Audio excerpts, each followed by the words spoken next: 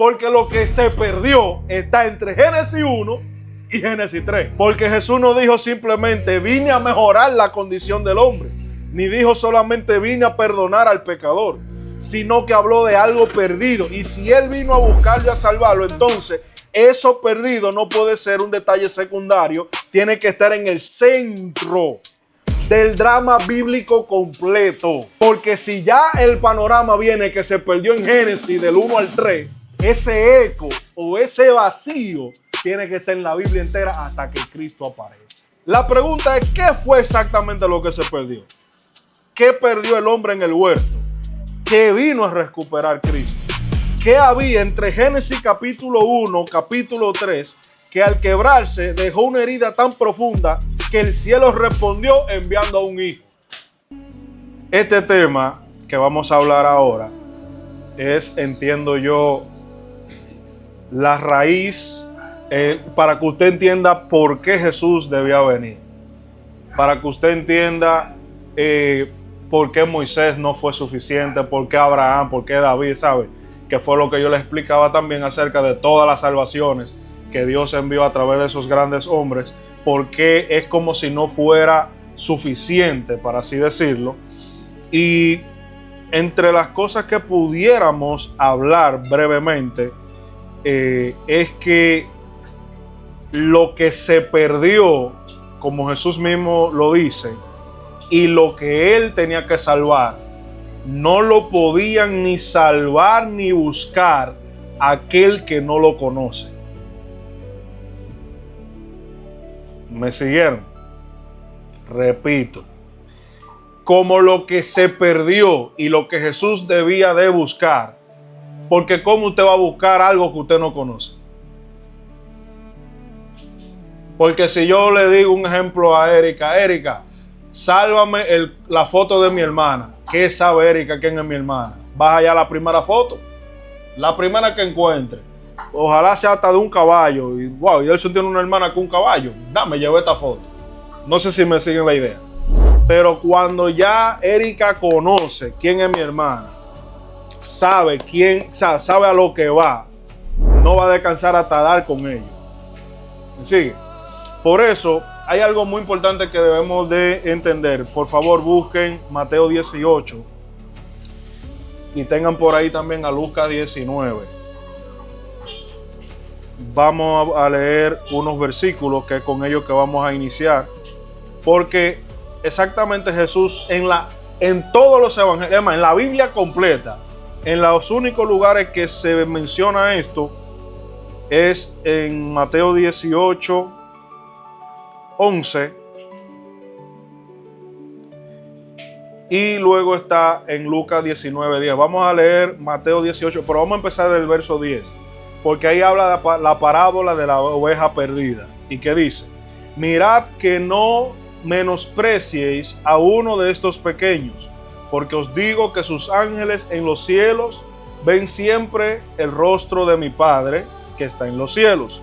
Porque el Hijo del Hombre ha venido para salvar lo que se ve. Y ahí él dice, ¿qué os parece? Si un hombre tiene 100 ovejas y se descarría una de ellas, no deja las 99 y va por los montes a buscar la que se había descarriado. Y si acontece que la encuentra, de cierto os digo que se regocija más por aquella que por las 99 que no se descarriaron. Así no es la voluntad de vuestro Padre que está en los cielos, que se pierda uno de estos pequeños. Vemos que Jesús hace una parábola de una oveja perdida y el dueño va y la sale a buscar. Y cuando la encuentra, se regocija, pero mire también el contexto que él dice, no menosprecien a uno de estos pequeños, porque os digo que sus ángeles y los ángeles de esa persona están constantemente mirando el rostro de Dios, o el rostro de mi Padre más bien. Y no es voluntad, miren, no es voluntad de mi Padre que se pierda, uno de estos pequeños. Ahora vamos a Lucas 19:10. En Lucas 19, desde el verso 1, habla acerca del encuentro de Zaqueo. Y voy a leer desde el verso 1. Habiendo entrado Jesús en Jericó, iba pasando por la ciudad, y sucedió que un varón llamado Zaqueo, que era jefe de los publicanos y rico, procuraba ver quién era Jesús, pero no podía a causa de la multitud, pues era pequeño de estatura, y corriendo delante subió a un árbol sicomoro para verle, porque había de pasar por allí. Cuando Jesús llegó a aquel lugar, mirando hacia arriba, lo vio y le dijo: Zaqueo, date prisa, desciende, porque hoy es necesario que pose yo en tu casa. Miren la palabra, y dice que es necesario que pose yo en tu casa. Entonces él descendió a prisa y le recibió gozoso. Al ver esto, todos murmuraban diciendo que había entrado a posar con un hombre pecador. Entonces Zaqueo, puesto en pie, dijo al Señor: He aquí, Señor, la mitad de mis bienes doy a los pobres. Y si en algo he defraudado a alguno, se lo devuelvo cuadruplicado. Jesús le dijo, oigan automáticamente la palabra que Jesús dice: hoy ha venido la salvación a esta casa, por cuanto él también es hijo de Abraham, porque el Hijo del Hombre vino a buscar y a salvar lo que se había perdido. Observen algo muy peculiar, que en las dos veces que Jesús dice que el Hijo del Hombre vino a buscar y a salvar lo que se había perdido, aquí Lucas agrega la palabra buscar, pero coincide con Mateo en el término de salvar lo que se había perdido. Es uno. Número dos, observen que no dice que el Mesías vino para salvar. Observen que él como tal no se está enfocando tanto en el concepto Mesías, sino hijo de hombre. No sé, bueno, breve. En hebreo hay, vamos a decirlo así, dos formas, rápido, no voy a entrar en profundidad. Hay dos formas de decir hijo de hombre. Uno es Ben Adán, que es el hombre frágil, la humanidad en general. Y Ben Enosh, que es el hombre pero espiritual o celestial. Cada vez que Jesús se titulaba hijo de hombre, estaba muy asociado a lo que era el hombre celestial, no al hombre frágil como hijo de Adán. ¿Me siguen la idea? Entonces, ¿qué pasa?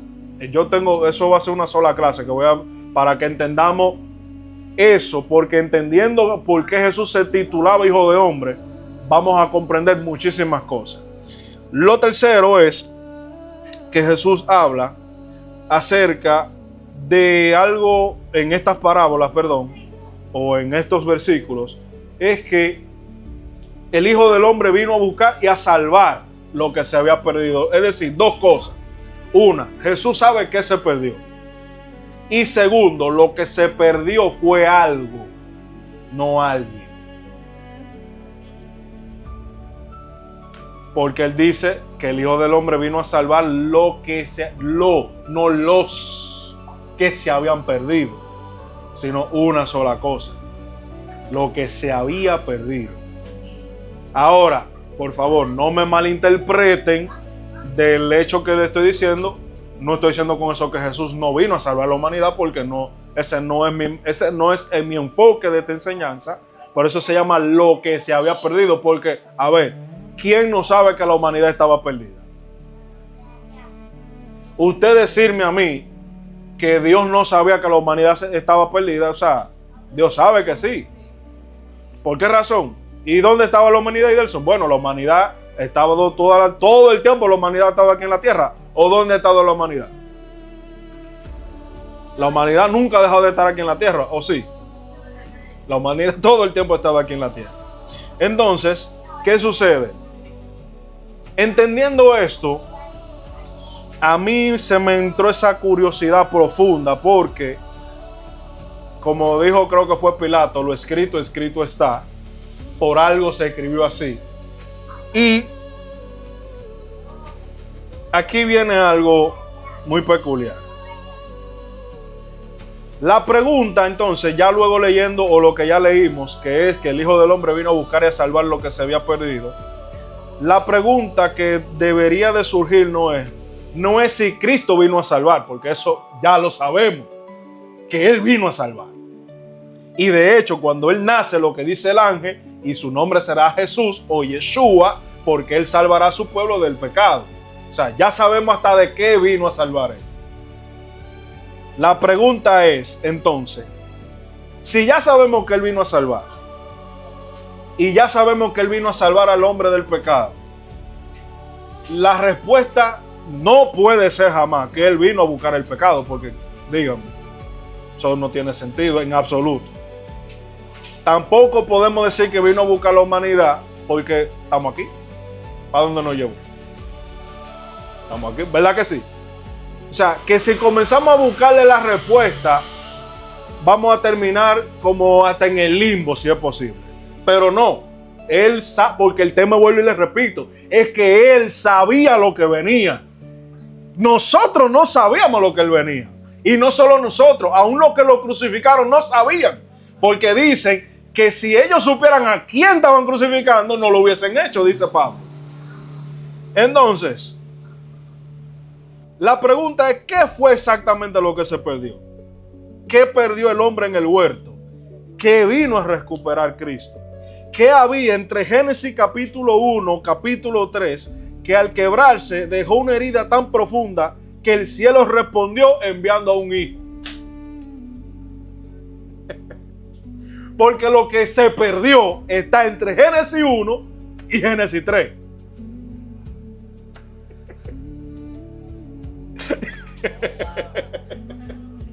No, porque esa es parte de la enseñanza. Yo no puedo bajar. Díganme. Ya ustedes entienden por qué yo me quebranté totalmente. Seguimos. Porque Jesús no dijo simplemente vine a mejorar la condición del hombre, ni dijo solamente vine a perdonar al pecador, sino que habló de algo perdido. Y si Él vino a buscarlo y a salvarlo, entonces eso perdido no puede ser un detalle secundario, tiene que estar en el centro del drama bíblico completo. Porque si ya el panorama viene que se perdió en Génesis del 1 al 3, ese eco o ese vacío tiene que estar en la Biblia entera hasta que Cristo aparece. En esta enseñanza, como ya yo se lo dije, esto no nace ni siquiera de una curiosidad por querer saber más, como yo le dije. Fue de un impulso divino, porque sin duda yo creo que esta enseñanza es la antesala de lo que tanto nosotros nos preguntábamos. Yo mismo me lo preguntaba. Que dice Jesucristo en Mateo 24 que la señal del fin es que será predicado el evangelio del reino. Yo mismo dije, si esa es la señal del fin, entonces ¿qué se ha estado predicando en estos últimos 2000 años? Porque se supone que se ha estado predicando el evangelio del reino, ¿sí o no? Pero ¿por qué Él lo pone en énfasis de que esa es la señal del fin? ¿Por qué el evangelio del reino? Porque aquí viene otro detalle. No dice el evangelio de señales y prodigios. Porque Él dice, las señales seguirán a los que creen. O sea, que los milagros no es parte del reino. Por favor, no me malinterpreten, sino que la señal es el evangelio del reino. No el evangelio del cristianismo. No el evangelio del judío. No el evangelio del budismo. No el evangelio del islam.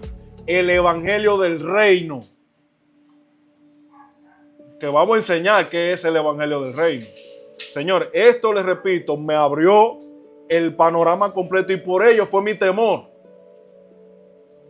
Porque fue algo que se me reveló sin yo buscarlo. ¿Me van entendiendo? Mi enfoque era en qué se perdió. Yo no quería saber todos los otros detalles que vinieron con esto. Pero como dice la palabra, para que ustedes vean lo que dice Proverbios 25:2. Gloria de Dios es ocultar un asunto y la gloria de los reyes es investigar. ¿Escucharon? que gloria de Dios es ocultar un asunto, pero gloria del rey es descubrirlo. O sea, todavía el temor más vino sobre mí, porque esto que se está revelando no es una sapiencia o un conocimiento, es una responsabilidad. Ustedes son responsables, y pongo de testigo el cielo y la tierra de que le estoy diciendo y se lo repito, ustedes son responsables con esto que se les va a revelar, de enseñar, de hablar, de mantenerlo en ustedes y de vivir en esa verdad. Amén. Aquí viene lo siguiente. Esta enseñanza, como ya ustedes saben, nace de una pregunta espiritual. Porque, ¿qué fue lo que Adán perdió? Hemos dicho la gracia, la gloria, la comunión, la vida eterna, la herencia, la imagen, la semejanza, la autoridad, el reposo, el acceso al árbol, la confianza, la casa, la eternidad en el corazón. La respuesta al final es sorprendente. Es decir, sí, el hombre perdió muchas de esas cosas, pero ninguna de ellas por sí sola parece ser la raíz final. Todas apuntan a algo más profundo y todas parecen ser ramas de una pérdida mayor.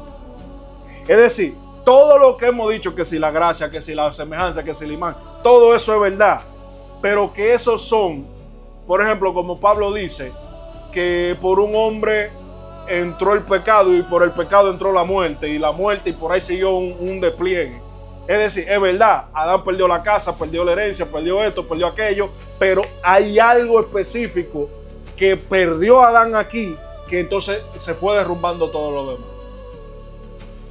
¿Me entendieron la idea?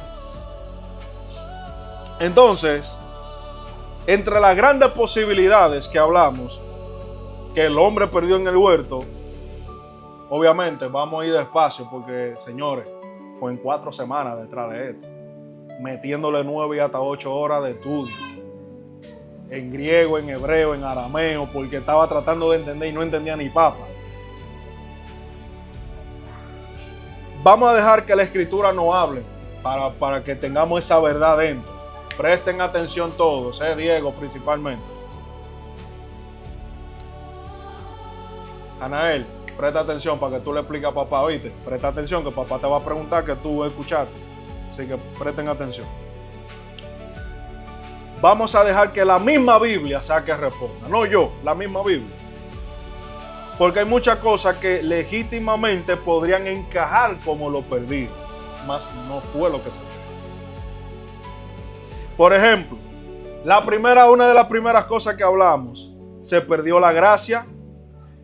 Después de la caída, el hombre entra en juicio, dolor, maldición y expulsión. Eso podría ser pensar que lo que perdió fue el favor divino. Sin embargo, la Escritura muestra que la gracia sigue apareciendo aún después del Edén. Un ejemplo de ello en el Antiguo Testamento es que dice Génesis 6, capítulo 8, pero Noé halló gracia ante los ojos de Jehová. Y en el Nuevo Testamento vemos algo semejante con María, en Lucas 1, 28 y 30, que dice, salve muy favorecida, has hallado gracia delante de Dios. Entonces, si la caída afectó la relación del hombre con la gracia, es cierto, pero si Noé halló gracia y María halló gracia, entonces la gracia no desapareció del todo en la historia humana. La gracia fue afectada, eso sí, pero no parece ser la raíz última de lo que se perdió. ¿Le quedó claro?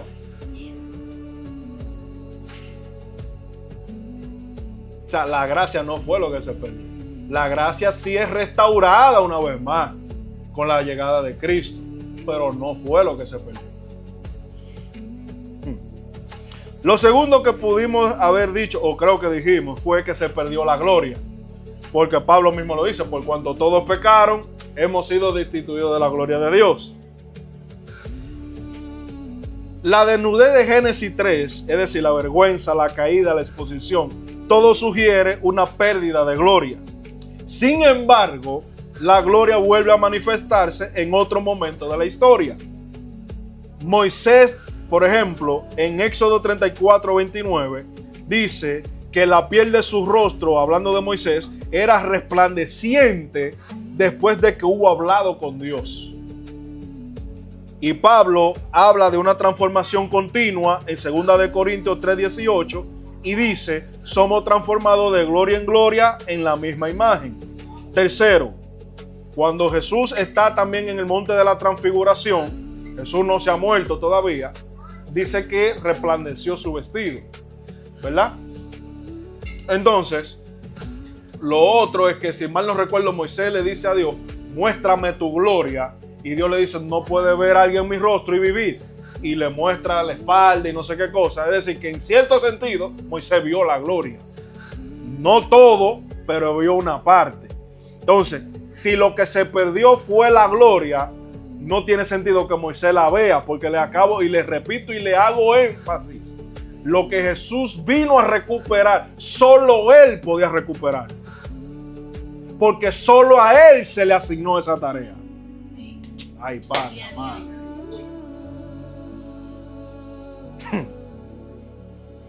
La gloria sí fue una de las grandes pérdidas del hombre, pero la Biblia muestra que la gloria puede volver a manifestarse. Por tanto, no parece ser por sí sola la raíz final de lo que se había perdido. Algo que yo sé que a ustedes le ha dado vuelta en la cabeza es lo siguiente. ¿Se perdió la presencia o la comunión? ¿Cuántos dicen que es la presencia y la comunión? La comunión. Levanten la mano los que dicen que se perdió la presencia y la comunión. Pero levanten. La presencia y la comunión. ¿Se perdió la presencia y la comunión? La comunión. ¿Qué usted dice? La comunión. Si ustedes están de acuerdo con que se perdió la presencia o la comunión.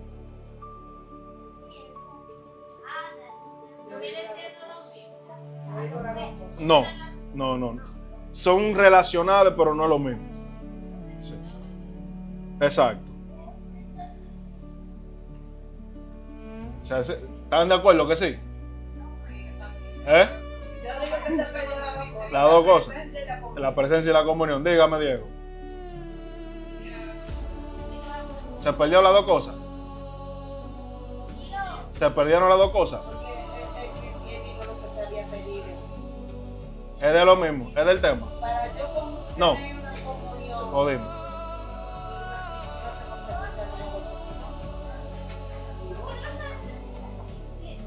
¿Por qué los animales se extinguieron? Los animales no se extinguieron, mi niño.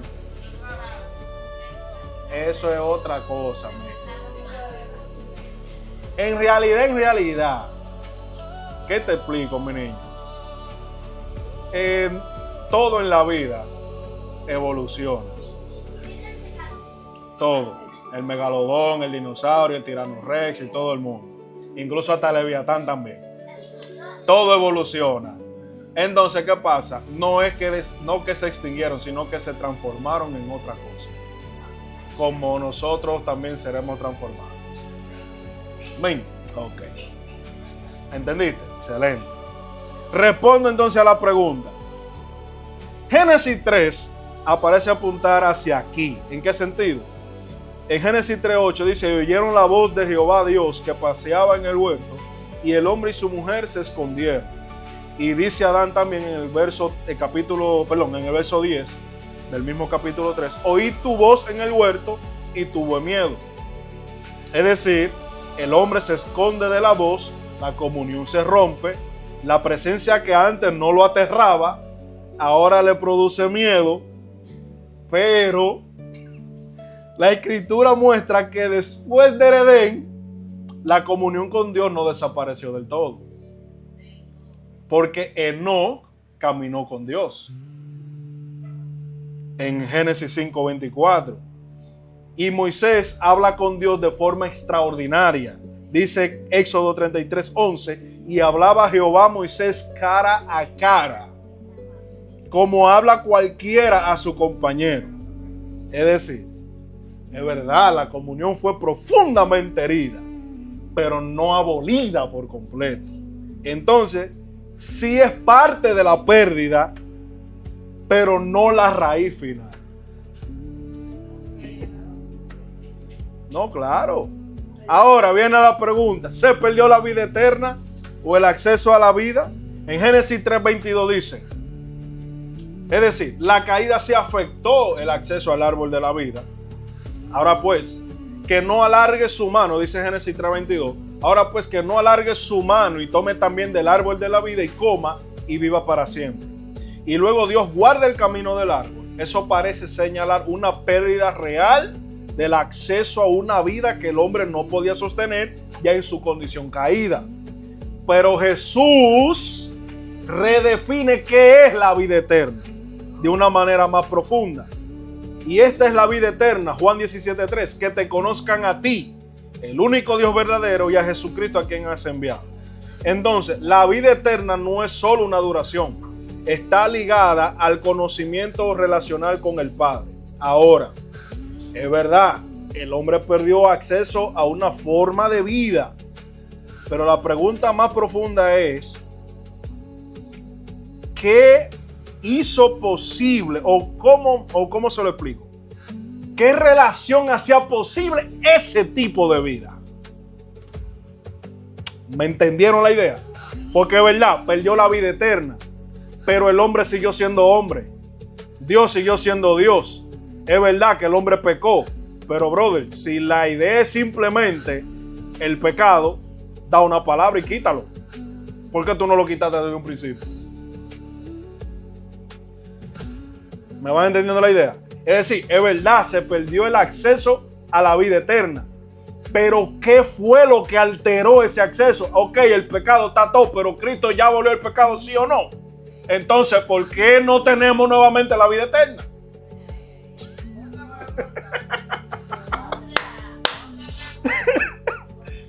Lo otro que pudiera la gente decir, se perdió la eternidad en el corazón. Porque Eclesiastés 3:11 dice, todo lo hizo hermoso en su tiempo y ha puesto eternidad en el corazón de ellos.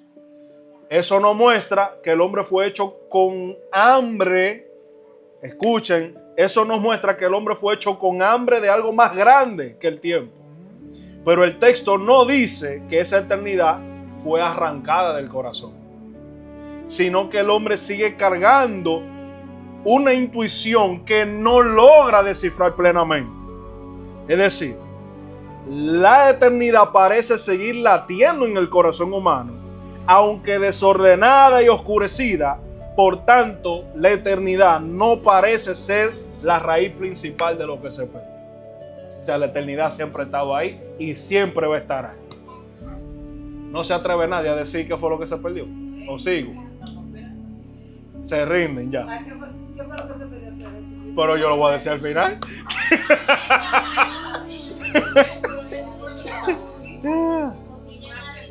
Lo que todo el mundo yo sé que ha dicho y que mucha gente han enseñado es, se perdió la imagen y la semejanza.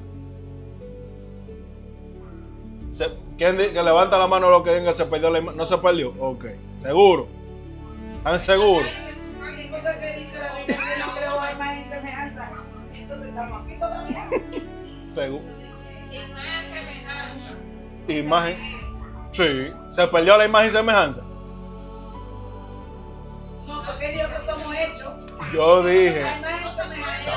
Y su palabra. ¿Ah? Ok.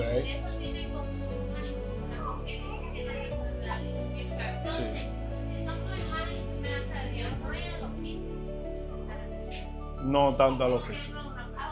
De hecho, el tema de imagen y semejanza que vamos a enseñar eso. Imagen es como silueta, me estaba diciendo un profeta. Yo le pregunté, ¿qué tú entiendes que se perdió? Y él me... Exactamente, pero no, de hecho, dime.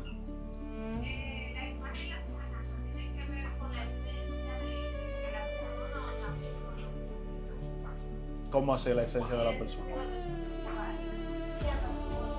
Claro, porque al final la imagen y semejanza de quién fue la imagen y semejanza. Fue de Dios, no de un Y ángel. él dice que haremos cosas mayores. ¿La que hacía? Entonces no Oye,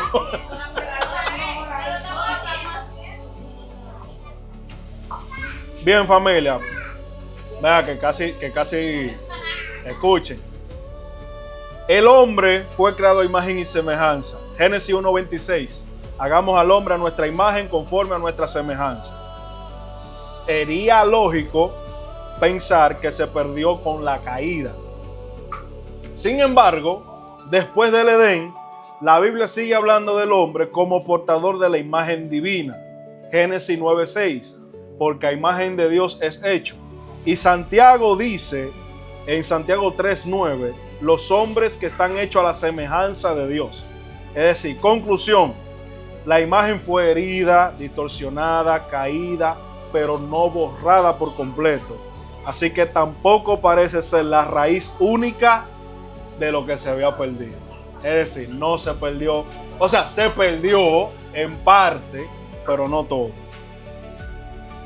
El punto 7, escuchen, punto 7 dice, ¿se perdió la justicia o la inocencia? Después de la caída, el hombre toma conciencia de su desnudez.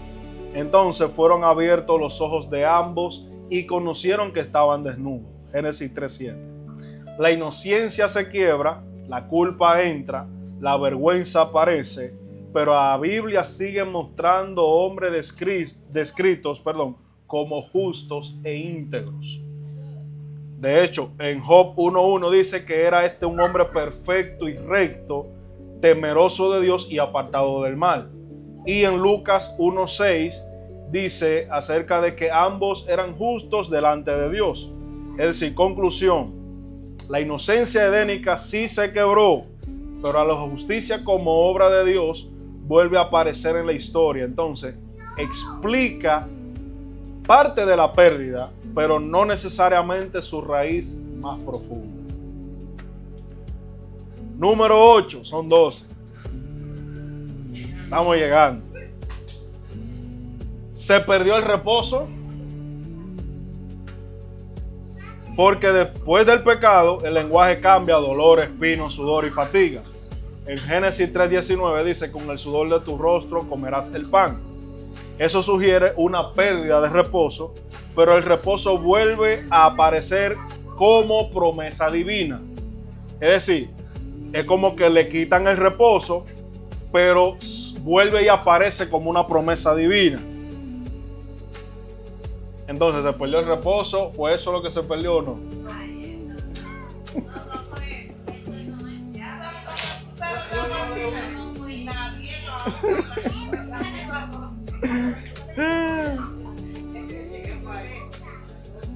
Bien, en Éxodo 33:14 dice, mi presencia irá contigo y te dará descanso. Y Jesús mismo dice en Mateo 11:28, él no ha muerto. Porque aquí vengo, es verdad, él vino, pero él no ha muerto ahí. Y él dice, venid a mí, todos los que estáis trabajados y cargados, que yo os haré descansar. Es decir, el reposo fue interrumpido, pero la Biblia lo sigue presentando como un don recuperable. No parece ser el centro final de la pérdida. Número 9. Estamos cerca, Dios mío. Pero tienen que responderme sí o no. ¿Se perdió la herencia, la casa o el jardín? ¿Se perdió la herencia, la casa o el jardín? No. ¿Segura? ¿Usted se atreve a poner su vida de garantía? Él lo sacó del jardín del Edén. No, porque el hombre fue sacado. Pero yo le pregunto, ¿perdió el hombre la herencia, el jardín o la casa? El hombre es expulsado del huerto, como dice Génesis 3:23, y lo sacó Jehová del huerto del Edén. Eso parece mucho más que un cambio de paisaje. Se parece a salir de una casa, a perder una herencia, a quedar fuera del lugar del encuentro. ¿Lo perdió o no lo perdió? Seguro. Y se parece, pero no afirma que Pero sin embargo la Biblia habla de casa y morada. Por ejemplo, Salmo 23:6. En la casa de Jehová moraré por largos días. Y Jesús dirá, en la casa de mi Padre mucha morada hay. Sí, el hombre perdió casa, herencia en un sentido real, pero la Escritura muestra que casa y herencia son parte de algo aún más profundo que Dios quiere restaurar. Número 10, este sí está poderoso. ¿Se perdió el acceso al árbol de la vida? Sí, sí, ok.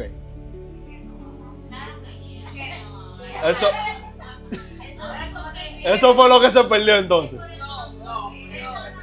Ustedes me dijeron que sí.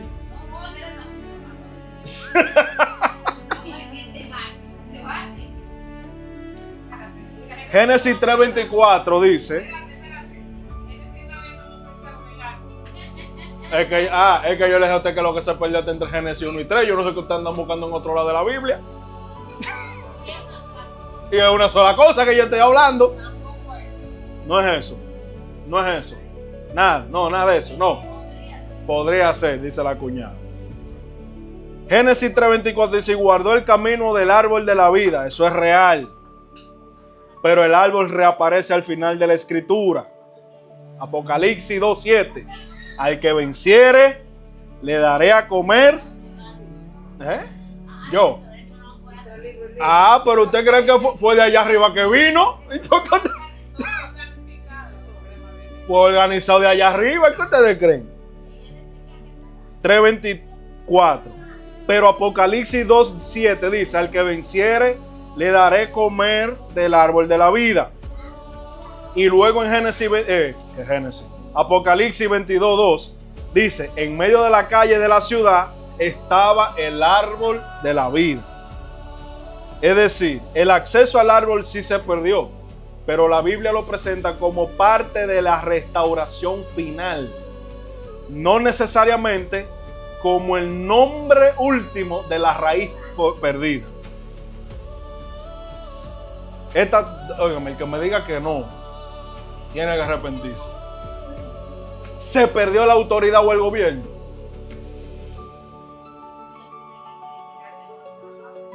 En Génesis 1:26 dice al hombre y señoré. Es decir, el hombre fue creado para gobernar, pero termina sometido al pecado, al temor, al dolor, a la serpiente, a la muerte. Sin embargo, el diseño de gobierno no desaparece del todo. Es decir, porque el Salmo 8:6 dice, lo hiciste señorear sobre las obras de tus manos. Es decir, la autoridad fue golpeada por la caída, es verdad, pero no desapareció del diseño de Dios ni del testimonio bíblico.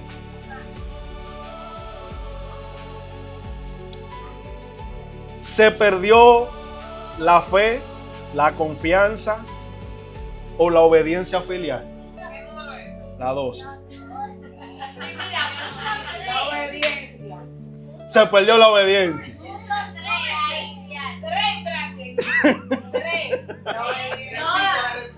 Se perdió la fe, la confianza o la obediencia filial. Todas las anteriores. ABCD, todas las anteriores. Se perdió la fe, la confianza o la obediencia filial. Yo digo la obediencia porque La obediencia. Él le dijo que no tocaran el árbol de la vida, entonces dijo para la obediencia. ¿Eso es correcto? ¿Eso es correcto? ¿No es? ¿Eso es correcto, sí o no? Dios no dijo que... ¿Verdad? ¿Sí o no? Es verdad. Pero eso no fue lo que se perdió. Pero fue de la Ey. vida que estamos hablando. Es decir, escuchen esto. La caída comienza con una sospecha contra la palabra de Dios, porque fue una sospecha que Satán sembró.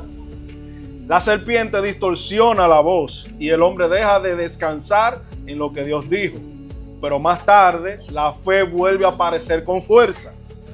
En Génesis 15:6, el padre de la fe, y creyó a Jehová y le fue contado por justicia. Entonces aquí ya nos acercamos mucho a la raíz, porque la caída sí rompió la confianza. Pero aún aquí debemos preguntar, ¿la fe fue lo perdido? ¿O la fe era la forma de vivir algo más profundo que se perdió?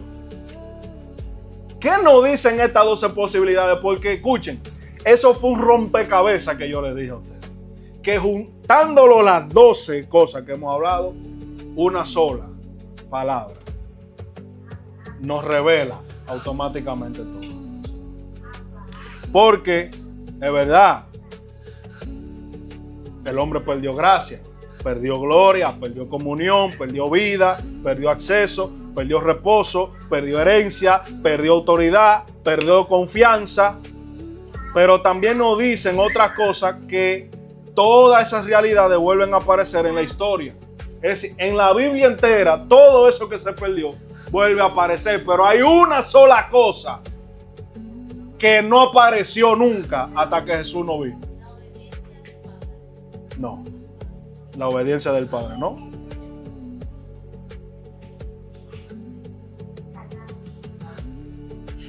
El Espíritu Santo. El Espíritu Santo está sobre mí, Isaías 61. No. Entonces aquí, no, ninguna adivinanza. ¿Qué te pasa? ¿Tú le vas a decir que Dios dio una adivinanza? Cuidado. Ah, ok.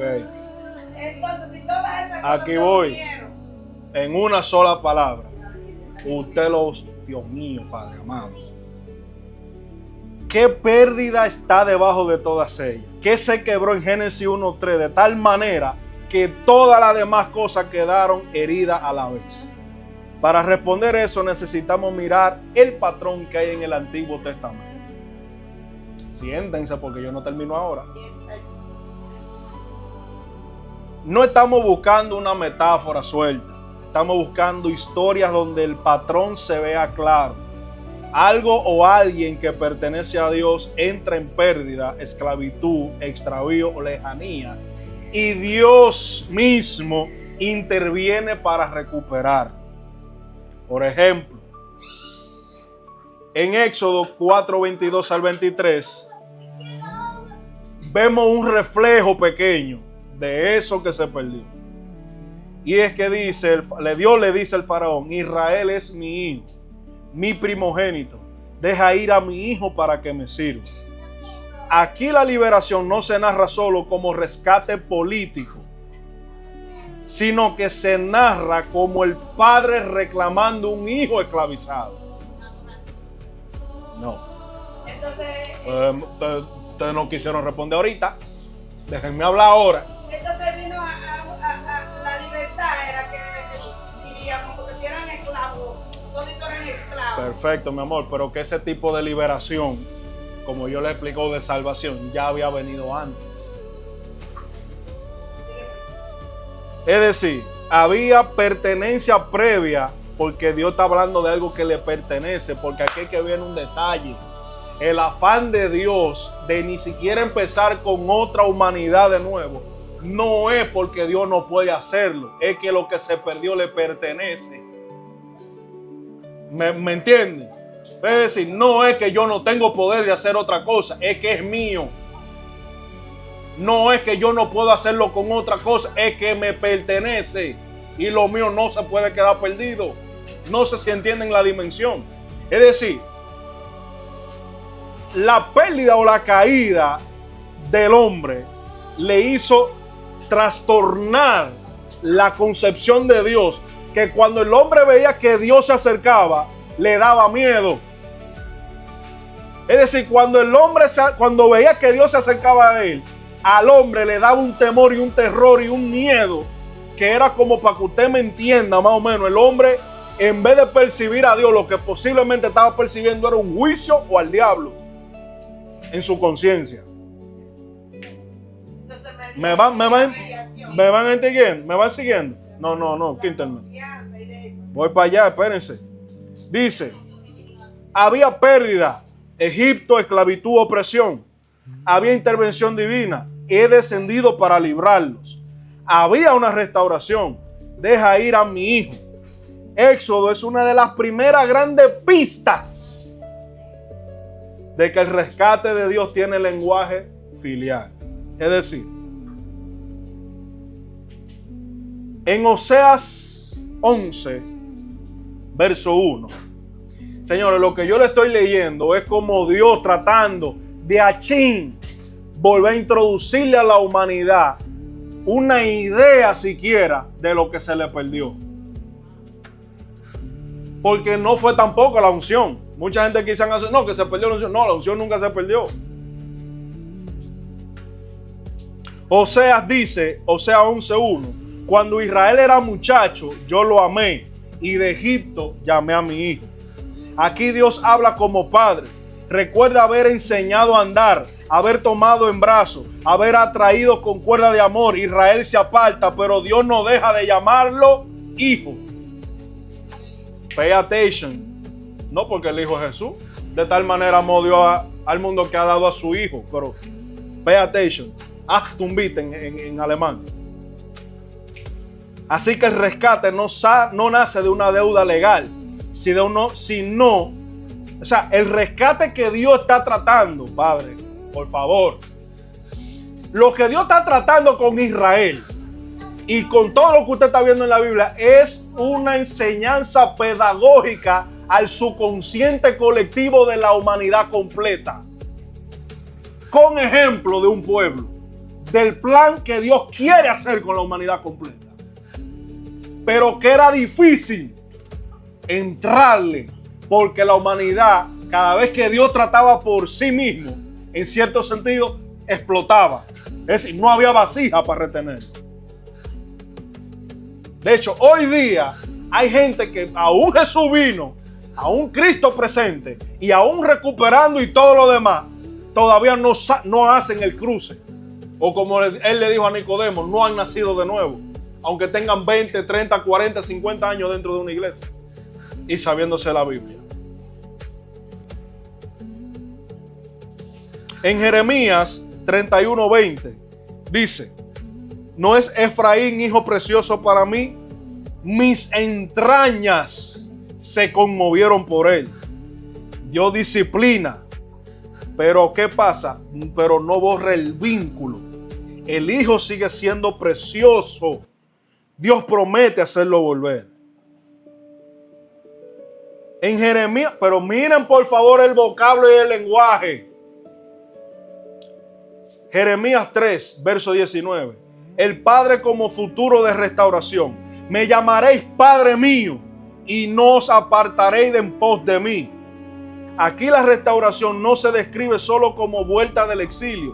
Se describe como lenguaje de Padre. Eso es muy importante. En el Antiguo Testamento, Padre muchas veces aparece como una promesa, reclamo o restauración esperada, no como experiencia plena ya poseída. Y por ello el Antiguo Testamento cierra con una profecía. Malaquías 4, verso 6. El corazón que vuelve. Y él hará volver el corazón de los padres hacia los hijos y el corazón de los hijos hacia los padres. El Antiguo Testamento termina no con una gran exhibición de poder, sino con un lenguaje de corazón reconciliado. Es decir, la última nota del Antiguo Testamento no es un juicio. Lo último que se escribe del Antiguo Testamento no es un juicio judicial ni ritual, sino relacional. Es decir, la raíz del Génesis del 1 al 3, lo que no se repite. Y ahora sí vamos a descubrir qué fue lo que se repitió. Porque todas las pérdidas del Antiguo Testamento, esclavitud, exilio, vergüenza, muerte, hambre, idolatría, parecen ser eco de una ruptura más antigua. El hombre no es creado como criatura huérfana, ni como máquina moral. Es creada a imagen de Dios, o es creado a imagen de Dios. es bendecido como imagen de Dios, es comisionado como imagen de Dios y colocado en un mundo donde Dios le habla. ¿Por qué Jesús tiene que venir? Me estoy haciendo una pregunta. ¿Por qué Él tiene que venir? Porque Él es la imagen del Dios invisible. Y todos nosotros fuimos hechos a imagen de ¿quién? A imagen de la imagen de Dios. Por ello Pablo dice en Romanos, si mal no recuerdo, que todos fuimos hechos a la hechura de Cristo, no de Adán. Porque aún Adán es imagen de la imagen. Ustedes no están aquí. Claro que sí. A Adán, cuando lo hacen a imagen de alguien, si lo hicieron, fue a imagen de Cristo. No que... Ay, Dios mío. Por ello, Él tiene que volver. Porque la humanidad estaba tan perdida que perdió el eje del modelo original.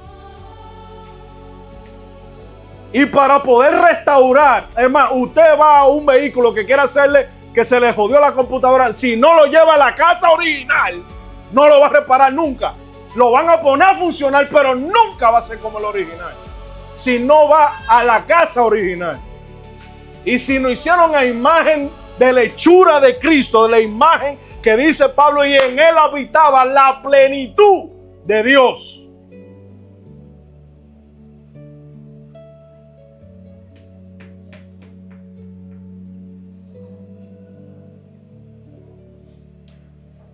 El hombre, Dios planta un huerto, Dios pone el hombre allí, Dios sopla vida, Dios da palabra, Dios provee, Dios establece un ambiente de cercanía, de orden, provisión y comunión. Y aquí viene cuando nace una sospecha. La serpiente no entra con violencia, entra con distorsión de esa voz. Con que Dios os ha dicho. Es decir, la caída comienza cuando la voz del Padre deja de ser suficiente.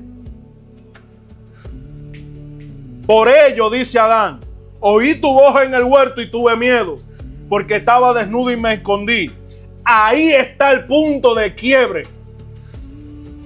Oí tu voz en el huerto y tuve miedo, porque estaba desnudo y me escondí. Aquí está el punto de quiebre. No es que me comí el fruto. No es que solo desobedecí, es que oí tu voz, tuve miedo, me escondí. Aquí el hombre deja de poder permanecer delante de Dios de manera libre.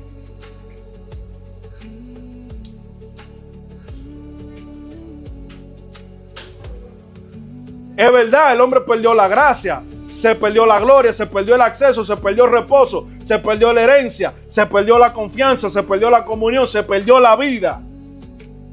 Pero lo que Adán perdió, que ni sabía que lo había perdido, era el Padre. No la relación, perdió al Padre. ¡Ah, Dios mío!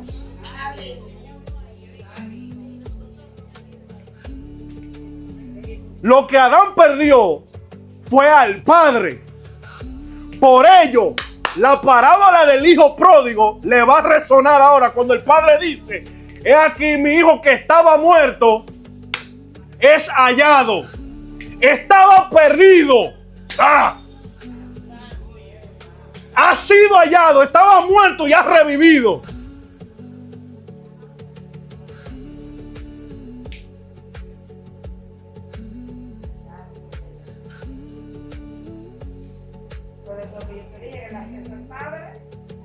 No el acceso, perdieron al Padre.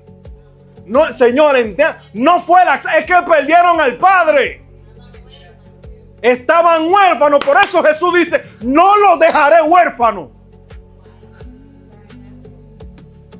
Porque estaban huérfanos. Estábamos huérfanos. Por ello, ay Dios amado, no simplemente fue la confianza, es que fue tanto el daño a la conciencia humana que se le salió al hombre de la conciencia que Dios era Padre. Se le olvidó que era Padre. Solo lo veían como Dios y como juez, no como Padre. No podían verlo a Él como Padre. Por ello Jesús viene y dice: nadie va si no es por mí, porque eso fue lo que yo vine a traer. Vine a salvar y a recuperar y a buscar lo que se perdió en todos ustedes. Que ustedes perdieron al Padre, y yo vine a buscar el reino que está dentro de ustedes.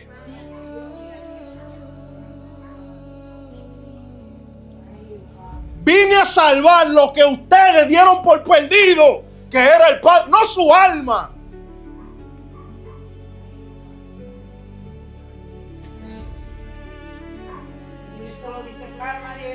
Si no es por mí, porque yo vine a devolverle a ustedes, a que se vuelvan al Padre. Vine a revelarle al Padre, vine a llevarlo al Padre. Y por ello Juan, cuando Él resucita, dice: voy a mi Padre, vuestro Padre, a mi Dios, vuestro Dios, porque hasta entonces nadie podía llamar a Dios Padre. Por lo que lo crucificaron en la cruz fue porque Él se hizo cercano al Padre. Gracias, Padre amado. Santo, gracias, Padre. Gracias, Señor. Oh, Santo. Por ello Pablo dice, déjenme buscarlo. Por eso, Lucas dice, 15:24, este es mi hijo, muerto era y ha revivido. Se había perdido y es hallado. Lo que se había perdido era el hijo que estaba dentro de ti. Y Jesús vino como hijo a modelarte a cómo ser un hijo. Por ello, cuando Dios dijo, este es mi hijo, en el cual tengo complacencia, no se está hablando solo de Jesús, sino le está diciendo al mundo, esto fue a este nivel fue que yo te creé. Esta es la posición tuya. Por eso Pablo se harta diciendo, juntamente con Cristo estamos sentados en lugares celestiales. Somos coherederos. Tenemos acceso al Padre. Tenemos acceso al trono de gracia. Porque en Jesús se resumía el plan y el diseño de la humanidad entera.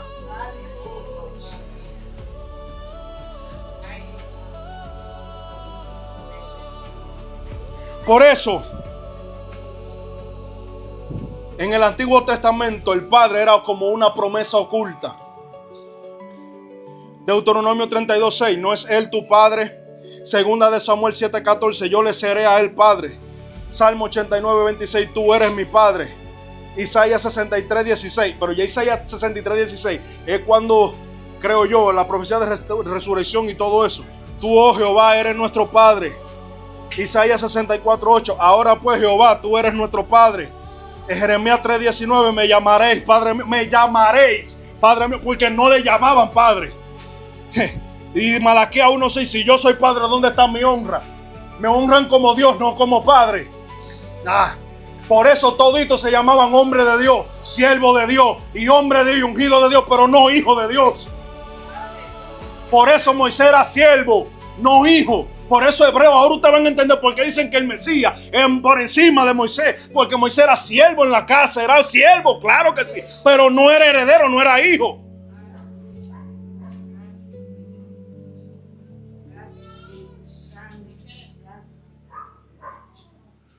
Por eso Hebreos 2:14 dice, ¿qué dice Adán? Tuve miedo. ¿Y qué dice Hebreos? Dice Hebreos 2:14-15. Hebreos dice que Jesús participó de carne y sangre. Les revelo un adelanto del próximo tema. Donde Jesús lo vino a buscar, no era en la tierra.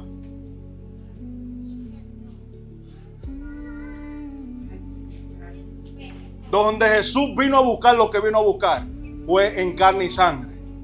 Por ello Él tuvo que participar de la carne y la sangre. Por ello, ustedes van a ver solamente en 3 versículos que se utiliza el concepto, el vocablo de Abba Padre. Y solo lo dice Jesús y luego Pablo en Gálatas. Que vamos a leer esos versículos ahora. Dice Hebreos 2:14-15. y destruir. Oigan esto, señores. Jesús destruyó por medio de la muerte. Por ello él vino. No sé, se lo digo o no se lo digo. Donde él vino a recuperar y a salvar, no era quien mientras estuviera vivo. Se le fue la luz a todito ahora mismo. Lo que él vino a buscar y a recuperar no era mientras él estuviera vivo. Él tenía que morir. Porque donde estaba el control o el hackeo era en la muerte. Por eso dice Hebreo. Y para destruir por medio de la muerte al que tenía el imperio de la muerte. Y librar a todos los que por el temor a la muerte estaban durante toda la vida sujetos a servidumbre. En español, cuando Jesús muere, él va a una sola cosa. ¿Dónde está el diablo? Que tú eres que está impidiendo que esta gente vean a Dios como Padre. Tú lo malo que quieren que lo vean como siervo. Y cuando él destruye, dice, para liberar a los que por el temor de la muerte, porque ¿qué fue lo que Dios le dijo? El día que tú comas, se le quedó eso grabado. Vas a morir. Ya tú comiste, ya tú te clavó en la muerte. Por eso la muerte se volvió un imperio.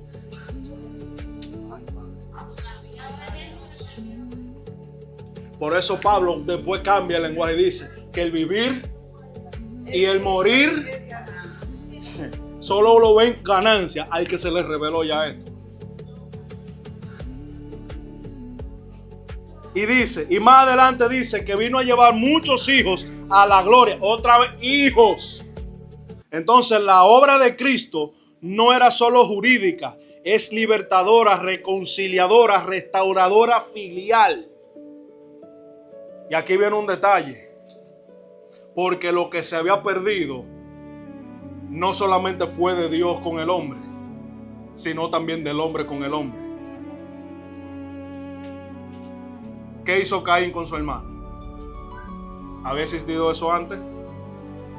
Entonces eso está dándote a entender que no solo se rompió la relación de tal manera con Dios, sino también con el hombre.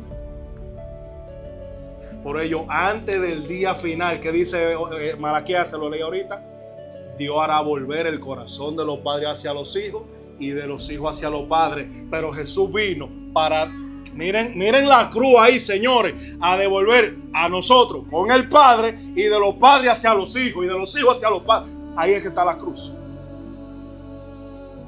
Por ello los mandamientos se dividen en 5 y 5. 5 que son de la relación con Dios, que no tendrá imágenes, guarda el día de reposo, honrará al Señor tu Dios y no usará el nombre en vano y todo eso. Eso es 5 mandamientos de Dios hacia el hombre. El 5.º mandamiento, honra a tu padre y a tu madre, y después no robará, no matará. ¿A quién usted le roba? Al prójimo. ¿A quién usted mata? Al prójimo. ¿A quién usted le mienta? Al prójimo. ¿A quién usted codicia a lo ajeno? Al prójimo.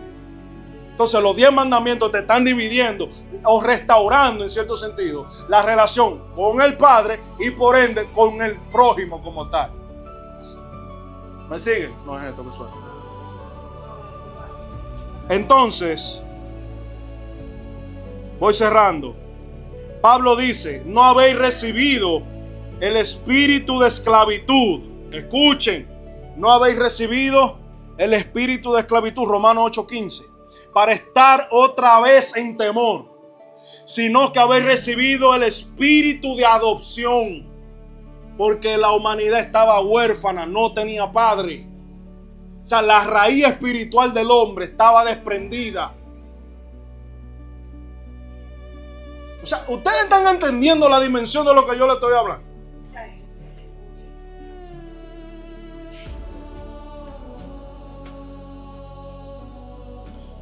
Por el cual clamamos, Abba, Padre. Y Gálatas dice, en 4:6, Gálatas, por cuanto sois hijos,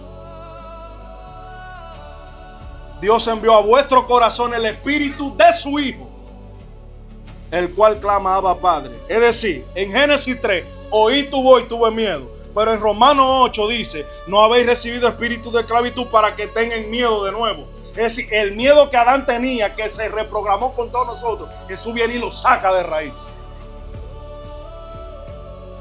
La conclusión. ¿Qué se había perdido?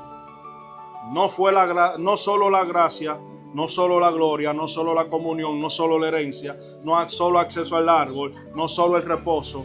Todo eso se perdió. Pero se perdió porque primero se quebró algo más profundo.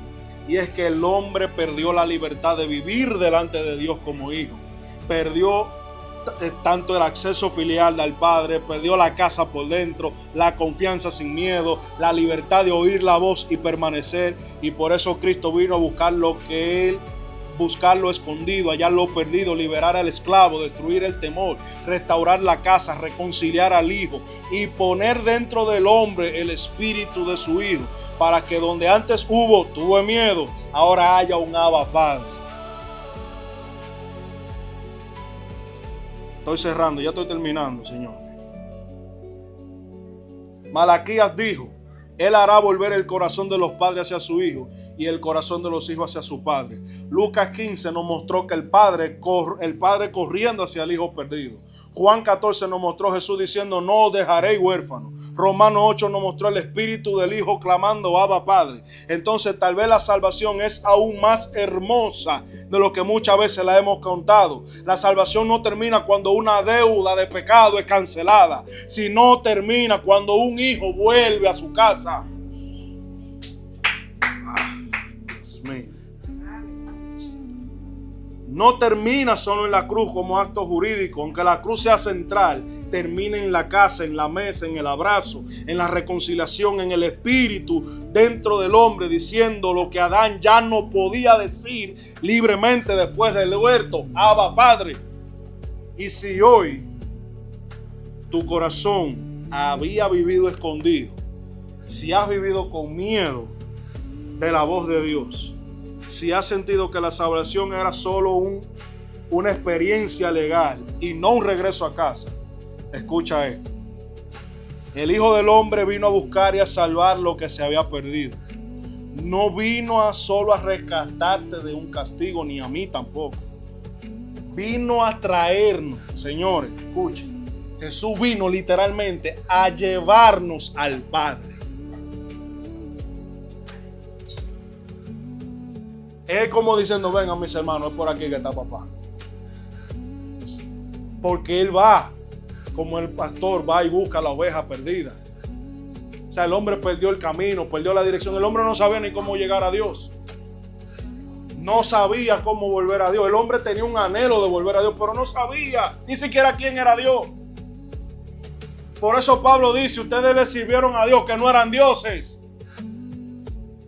Pablo lo dice: le sirvieron a ángeles, le sirvieron qué sé yo cuánto, porque no sabían quién era Dios. Buscaban, anhelaban a volver al Padre, pero no sabían cómo. Porque lo que el cielo ha querido desde el principio no es solo corregir una conducta, es recuperar una relación. Lo que se había perdido era el hijo fuera de la casa. Y por eso Cristo vino a buscarnos, a hallarnos, a vestirnos, a sentarnos a la mesa y a restaurar en nosotros ese clamor eterno de Abba Padre. Bendito sea el Señor. Denle un aplauso al Señor.